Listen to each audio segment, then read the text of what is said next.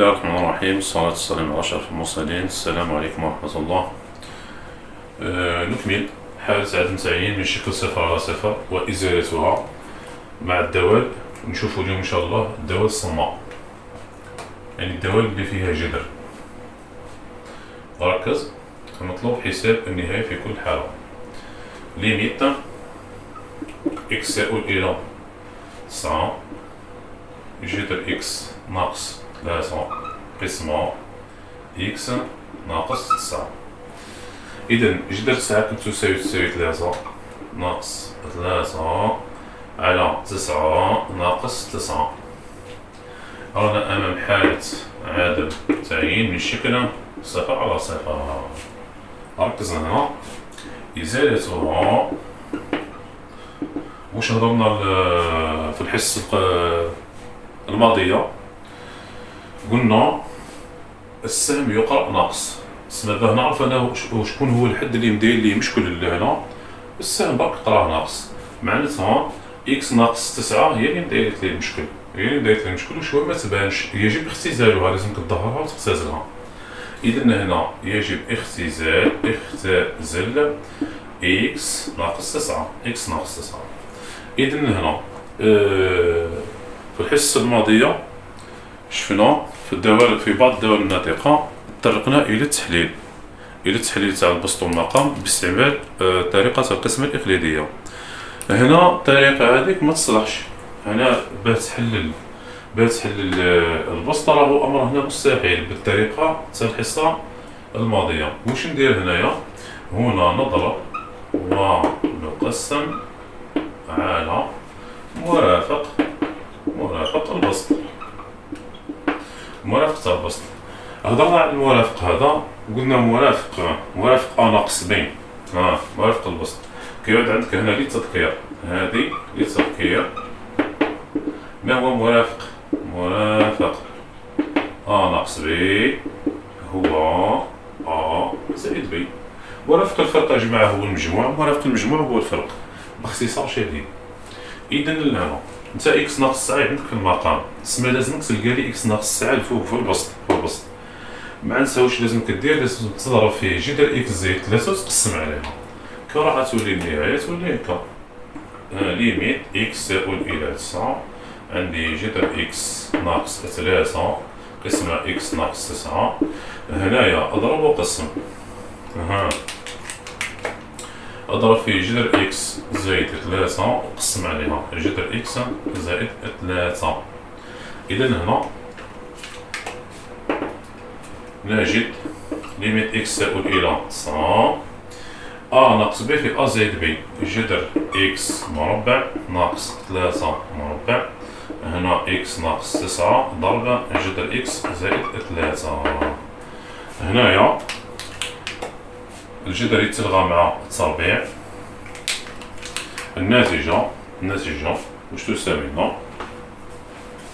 ليميت إكس يؤول إلى 9 إكس ناقص 9 قسمة إكس ناقص 9 ضرب جذر إكس زائد 3.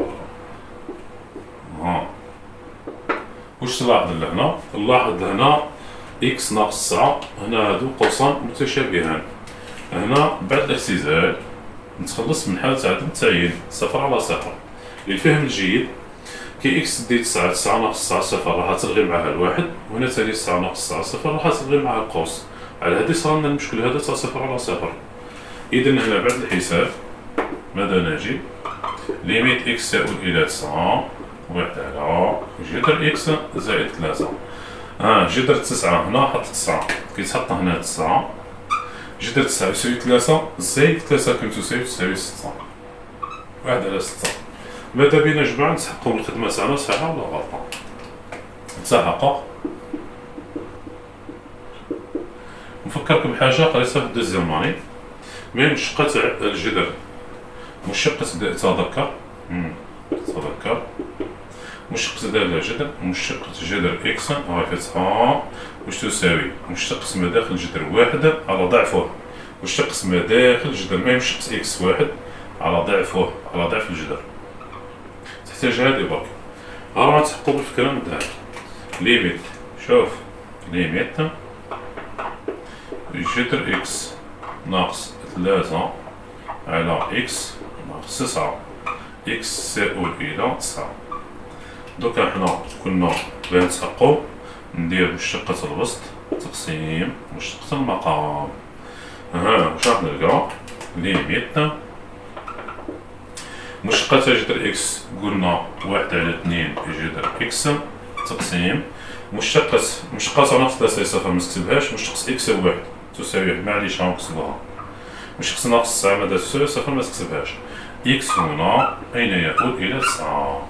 بعد الحساب نحسب معايا. شوف جذر 9 كم تساوي 3 مضروبة في 2 كم تساوي 6. تسمى النتيجة في ثوان واش تساوي لي؟ تساوي لي 1 على 6. معناتها عملك صحيح، عملك صحيح. الخدمة جماعة كيفاه تجي. ماذا بك هو الفرق من أول الحصص كي تجاوب على سؤال لازم ديما تكون على بالك بروحك راك صحيح ولا غلط، ما تخدمش هكاك برك بلا فهمه. انا هذا واش نوصيكم. ندي مثال احسن من هذا، مثال اخر. دالة صماء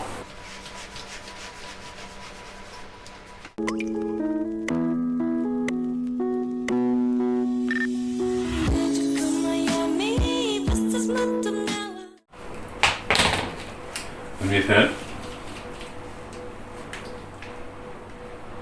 مثلا ندي المثال 11. مثال 11 ليميت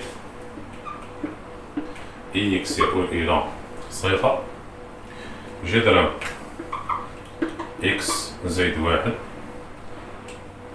ناقص 1 قسمة إكس مربع ناقص إكس. بعد التعويض هنا إكس بقيمة 0 ماذا نجد؟ جذر 1 ناقص 1 قسمة 0 ناقص 0. رانا أمام حالة عدم تعيين من شكل 0 على 0. إزالتها شكون اللي حد لي مداير لنا مشكل هنا جماعة؟ قلنا كون نقراو السهم هذا ناقص راح تلقى إكس ناقص 0. معناتها إكس هنا يجب اختزال إكس، معناتها تخرجها في البسط وفي المقام بعد اختزالها كيما خدمنا قبيل إذا هنا نضرب هنايا نضرب ونقسم على المرافق صار البسط. هنا الاستخراج تاع إكس راه أمر سهل، بصح هنا ما تقدرش تخرج إكس لبرا، ما تقدرش، لازم تضرب وتقسم على المرافق. إذا هنا تصبح النهاية ليميت إكس يؤول إلى 0 جذر إكس زائد 1 ناقص 1 تقسيم إكس مربع ناقص إكس. هنا هذه مضروبة، نجاوب مباشرة، مضروبة في جذر زائد 1 تقسيم جذر زائد 1. واش كاين داخل الجذر؟ إكس زائد 1 إكس زائد 1 تساوي. إذا أ ناقص ب في أ زائد ب تولي أ مربع ناقص ب مربع. ليميت إكس يؤول إلى 0 جذر إكس زائد 1 مربع ناقص 1 مربع تقسيم إكس مربع ناقص إكس في جذر إكس زائد 1 زائد 1. سي بون. الناتجة ليميت إكس يؤول إلى 0. هذا جماعة خي تلغى مع هذا إكس زائد 1 ناقص 1 ناقص 1 أو 0. النتيجة تنبسط واش يبقى فيها إكس فقط. هاو إكس اللي قاعدين نحوسو عليه. زيدو خدمو لنا التحليل لهنا في القوس هذه برك. يمكن استخراج إكس تاع من الشاركة. هاي إكس تاعك واش يبقى لي؟ يبقى لي إكس ناقص 1 مضروبة في جذر إكس زائد 1 زائد 1. انتهى. هاي إكس اللي قاعدين نحوسو عليها. هذه إكس تختزل مع إكس هنا في الحقيقة راهي مضروبة في الواحد ما يبانش برك. اكتب لي واش بقى. واش بقى في النهاية ليميت إكس تؤول إلى 0 قارنا واحد في البسط على إكس ناقص واحد مضروبة في جذر إكس زائد الواحد نزيدو لها الواحد. سي بون. شوف ونتحط في بلاصة إكس صفر، هنا صفر وهنا صفر.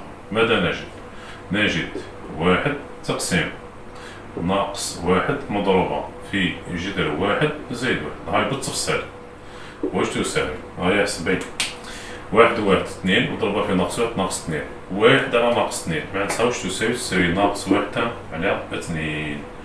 تحقق لي بلي الخدمة تاعك صحيحة، بلي ما درت حتى خطأ. هاو نتحققو ليميت إكس يؤول إلى صفر. عندنا مشتقة البسط نحطو سال الخدمة إكس زائد واحد ناقص واحد إكس مربع ناقص إكس. معناتها راح نشتق هذا اسمه مشتقة هذا. هذه يا جماعة الفكرة قلنا للتحقق فقط ما تخدمش بها. إذا هنا ليميت إكس يؤول إلى صفر. مشتقة البسط ماذا تساوي؟ مشتقة ما داخل جذر واحد على ضعفه قريناها كبير مع مشتقة إكس مربع 2 إكس مع مشتقة ناقص إكس ناقص واحد. خلاص باقي لك التعويض وخلاص. إذا الناتجة دوكا في بلاصة إكس راك تحط لي صفر، في بلاصة إكس راك تحط لنا صفر. هاي عوض بصفر واش راح تلقى؟ واحد على اثنين جذر واحد تسمى واحد على اثنين. واحد على اثنين قسمة اثنين في صفر صفر ناقص واحد قسمة ناقص واحد. الناتجة ماذا تساوي؟ ناقص واحد على اثنين. إذا عملك صحيح. عملك صحيح.